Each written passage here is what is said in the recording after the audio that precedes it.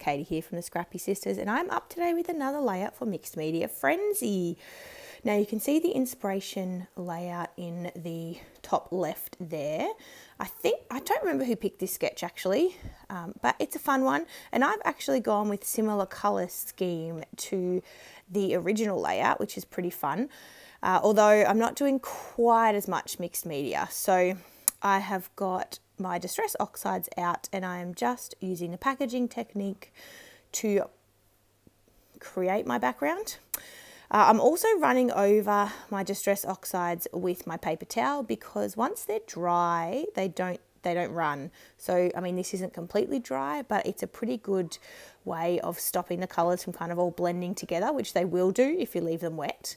That's I guess the benefit of the oxides. They do blend really nicely together, but they will blend unintentionally because you've kind of added water and created runnier consistency, so they will blend together. So I like to dry them off between each layer. So you can see here I'm adding the orange. I think this is spiced marmalade, and then I'm pretty sure the last colour is fossilized amber. I don't remember what the first colour was. It might have been festive berries, but I am not upstairs. You can probably hear the TV in the background. I'm very late doing this voiceover. I thought I'd already done it. Turns out I hadn't. And it's Friday today. And so I have my son with me, which I don't normally do voiceovers when my son is with me, but I have no choice. So he's in the background currently eating. So, you know, fun times. He'll probably yell out to me in a minute.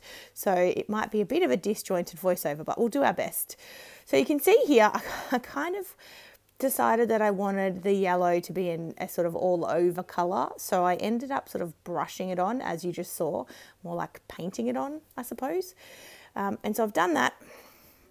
I've done my background. I wanted the yellow to be more prominent than the other colours. And so I was really happy with how that turned out. And I think, oh, here we go.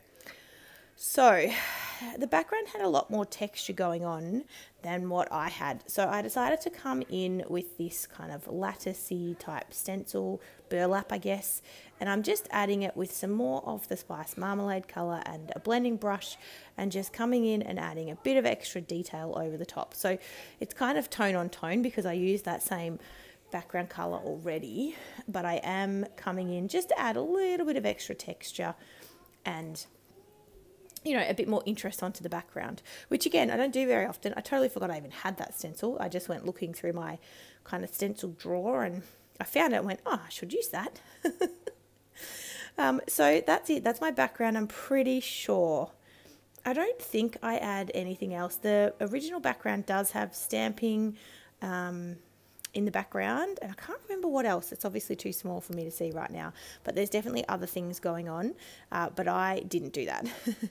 I do spritz a little bit of water on to try and get the kind of oxide reaction thing happening. However, because I added water already to create the splattering effect, and I didn't leave the water on for very long, it didn't oxidize too much. It did a little bit, so, you know, it creates a little bit more interest in the background. But yeah, I'm pretty sure I'm done with the background. Now I'm going to move on to creating my layout. Now, I'm pretty sure I have two photos for this one, and they're photos of my partner and my son walking. And I pulled out the orange. You'll see from the photos in a minute why I pulled out the orange for my background, because there's a bit of orange in the photo. My partner is wearing our band uniform hoodie, and it's orange. Our colours are orange and black, so I kind of went with the orange theme. And I'm also using my One Canoe 2 collection, which you'll know if you watch our channel I am trying to make a dent in. I have actually stopped using it now though. I've put it away for the moment because I had enough of using One Canoe 2. And you know, it's coming up to Christmas. You'll know that Jess and I do a series in December for our Scrappy Advent calendar. So we've already started creating for that in November. So we're not doing a hell of a lot of regular scrapbooking now. Kind of just for fun, we're doing our series. I mean, it's still fun, don't get me wrong. It's going to be a lot of fun. I think you guys will really enjoy it. But that's what we're prepping for. So I've kind of cleared off to get ready to get all my Christmas stuff out.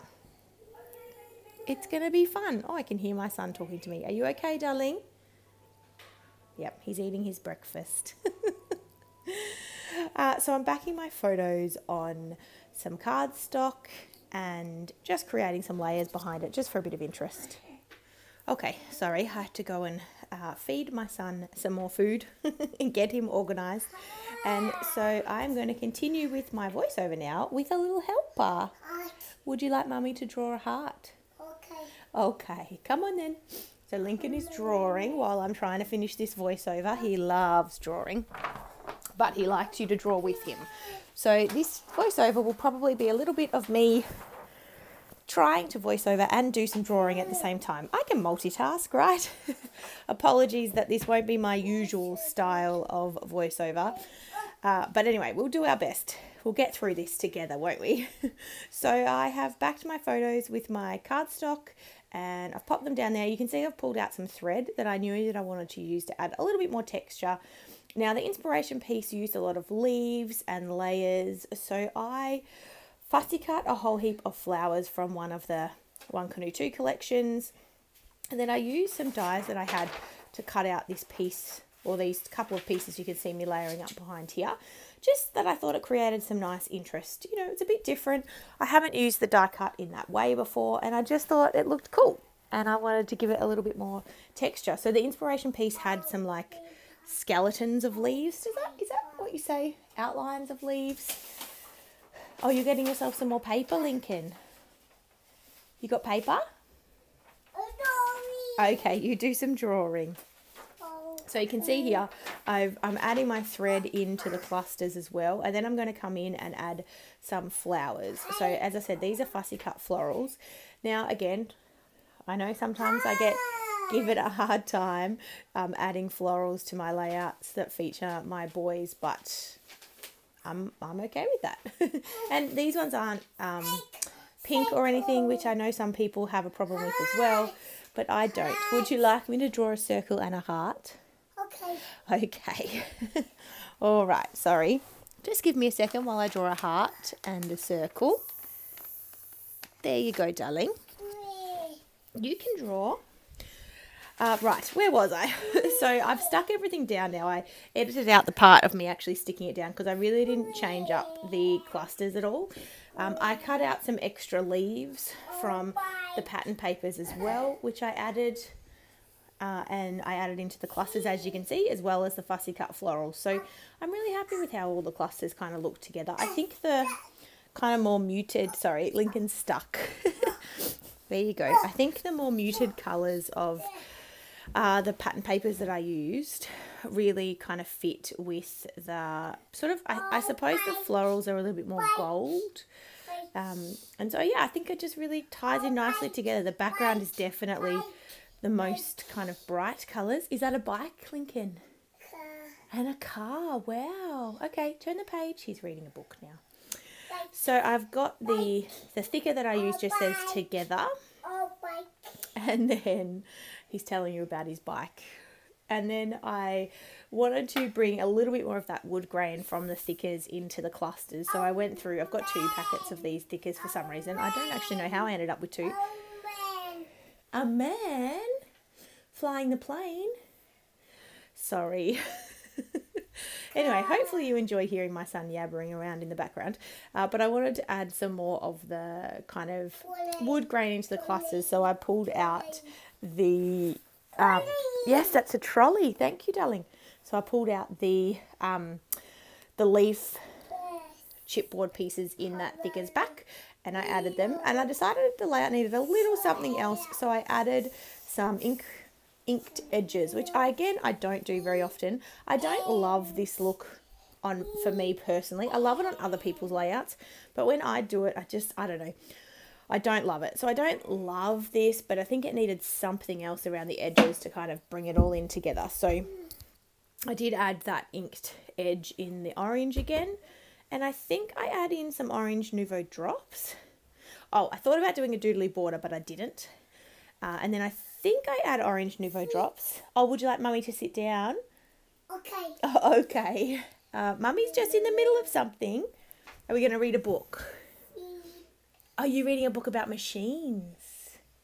You are? Okay, you sit down. My Stacy. Oops, a daisy. Okay, so I did add some Nouveau drops. I thought I did.